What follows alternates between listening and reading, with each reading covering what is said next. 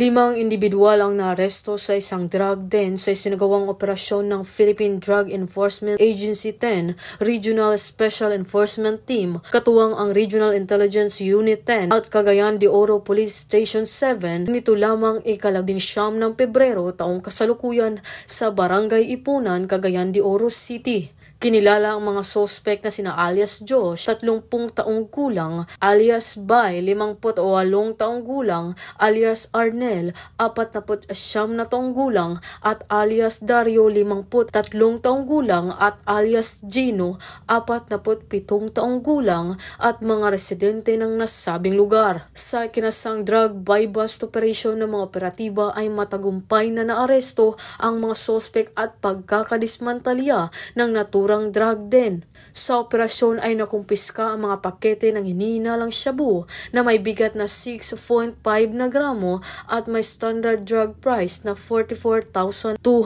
pesos at iba pang mga drug paraphernalia. Sa isang tinatawag natin na dismantling of drug den, more or less ang na-seize o na-confiscate na shabu o na methamphetamine hydrochloride ay humigit kumulang nasa 6 grams. No? Sinampahan na sila ng kasong paglabag sa Republic Act 9165. Ang mga suspect ay nahaharap sa kasong paglabag sa RA 9165 o Comprehensive Dangerous Drugs Act of 2002. Mula dito sa Hilagang Mindanao, ako ang inyong Police News Network correspondent, Patrolwoman Danessa Berdos, alagad ng batas, taga-taguyod ng Balitang Pulis.